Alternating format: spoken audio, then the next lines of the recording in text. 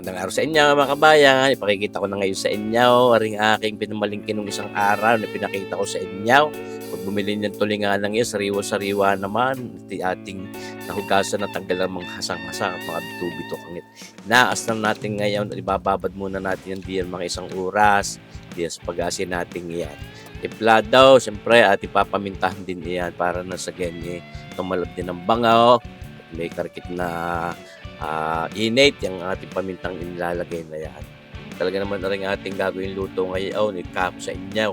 Napakasarap ho, kung matitimusan lang ninyo. Pero dito sa aking pagpapakitang ito, sana gayanin ninyo at naku, hindi ako mapapahiya sa inyo. Napakasarap ho. Kung masarap na ho yung mismong ginatang tulingan, ay napakasarap din na rin adobo sa gatang aray. Tunay kaya ko yan ho. Tayo nagpapainit na ng mantika. Ito na yung ating tulingan ng iyan, binalot natin siyempre ng huling wrap para sa gawing hindi malanding baka pagkatilis, ay nakaw. Piprito muna natin yung papagayaan mga kabaya, kahit papagayaon. Kailangan di papakatustahin at dahil kailangan tumalab diyan yung mga palasang ating gagamitin. Tunay naman nakakapaglaway na agad Sabi sa kawa, lamsikan din naman ng mantika, kakasakit. Yan ho, binabalik na. Basta yung ating tuling yun piprito lang natin ang karikit na papagayaan.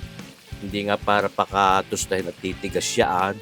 Yan how. Yung sistema ng paggagataan natin tuloy, pinanood na rin yun dati sa aking mga videos, hindi sinasahin ko muna. Pero itong aking pag-aadobo sa gatang itaw ay ating ipiniprito muna ng papagayaan. Ispay maliliit naman yung mga tulingan ng iyan. Kaya biniakan din lang natin, hindi na rin natin pinirat. Yan ating patitigisin din mga kabayan din sa ating patigis ang iyat ng maalis yung mantika. Basta yun mga lahat ng tulingan ng ating biniling iyan, mga 1 kilo ho, bago bili ko diyan, nasa 260 ang kilo. Yung tulingan ng iyan, okay, mamalingkay. Ay di ating piniprito lang ng papagayan. Kaya ko sa inyo mga kabayan, pagka inyong nasubukan lutuin na rin, ay talagang mapapa-only rice naman kayo. Napakatibay din. Yan how. Tayo ngayon ay mag-piprito naman ng ating taba ng baboy. Nako, ito na karikit lang mantika at pangkaon lang iyan. Pag yan napainit natin, pag-ugulong-gulungin lang natin diyan ang ating baboy. Yan haw, mga kabayan.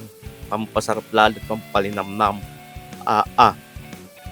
Napakasarap din naman kahit naman sa mga pangginat ang tulingan mismo masarap din na may taba. Yan haw, kung may baboy na kung may limpaw, ay pwede rin, napakasarap lalo. Yan ha, atin ho nga binibili sa lakam video. Yan ho, hindi mismong ginatang tulingan ha, yan ho ay adobo sa gata. Wala ho yung mga luya, walang mga suka, at ang ating gagamiting pampaasim diyan ay mas masarap. Yan, ating binawasan na ng mantika mga kabayan. Tayo magsasangkot siya na ngayon, siyempre, ng ating bawang na yaan na ating lalagay ngayon. Mantika pala yung aking binawas. Dami-dami din naging mantika yan. Ito yung ating bawang na ginit-gitlaan natin ng pinong papagayaan. Sasangkotsahin natin diyan mga kabayan. Napakabango niyan. Hindi naman pwede mawala din sa mga adobo yung bawang na yan. Ito na hanapin. Yan how. Kita nyo baga sauce marsipo tawarin. May mga gayang mga sibuyas din. Ayan siyama-siyama na di. Pag nagpagulong-gulong di mamaya sangkutsado na rin iyan. Ating sibuyas. Ito ang sinasabi ko. Yan ho. Pinato yung kalamyas. Tawagin namin din sa Batangas kalamyas. Ang iba naman yung tawag kamyas. Yan. Ating pampaasim ng karike. Kung ngayon masyadong maasim, hindi maganda. Naglagay tayo ng tuyo, mga 5 kutsara yan. Naglagay din tayo star sauce, mga 3 kutsara. Diyan sa inyong napapanood na yan. Pampalinam na may adobo sinasaid natin. Sayang nilagyan natin ang karikit na tubig para hindi rin magtutong ating pagsasangkot siyang yaa.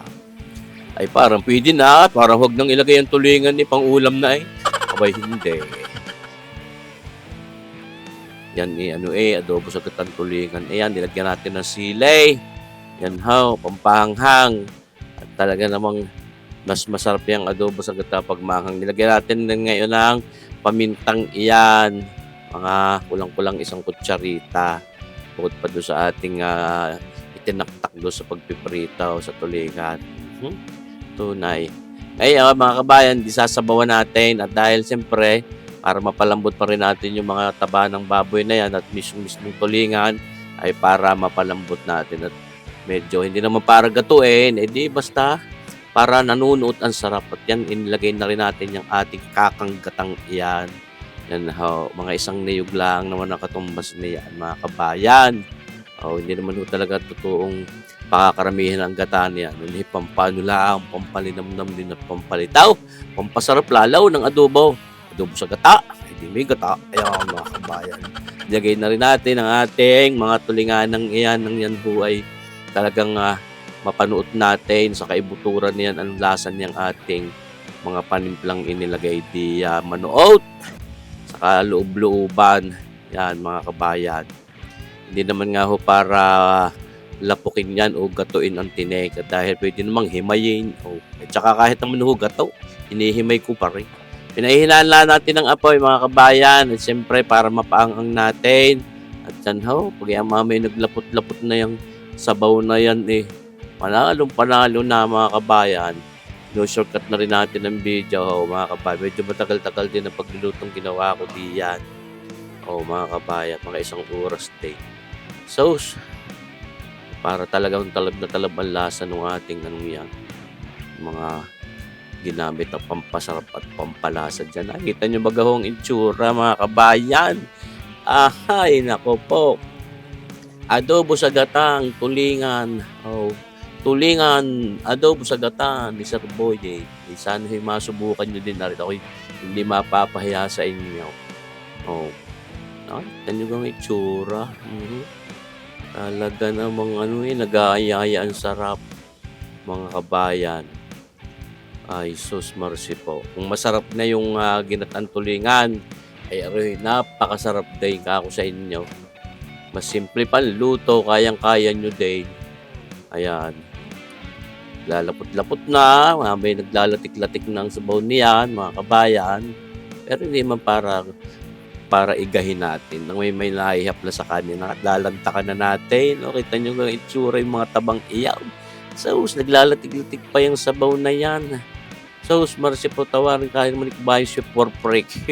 Shoutout nga pala sa mga kabasagpin natin, mga kabayan natin. Siyempre, lagi na sila pagsishare ng ating mga video sa mag-asawang si kabayang Jose Marie Austria at si kabayang Basilisa Austria. Maraming salamat sa inyo.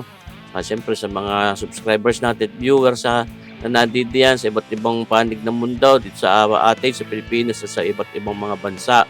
Ay, sus mercy po. Talaga namang ako nagpapasalamat sa inyo. Ito subukan ninyo, mga kabayan. Shoutout din sa aking kapatid diyan sa Italy, sa Rome, Italy. Kabayang Romel Melo, si kabayang Tame diyan sa Rome, Italy. Saka sa kanyang pamilya doon sa Pampanga. Ayan. Mga Arceo family. So, kita nyo ka aray, subukay aray. At talagang aray panalo, ako sa inyo. Hindi ako mapapahiya, napakasarap. Ako'y naglalaway, kayo baga mga kabayan. Kabayang Darlene Castillo man dapat, shoutout sa iyo. Yan. Kung bagay nanunoor pa ba. So, ay, kita mag-aray, gawin mo aray.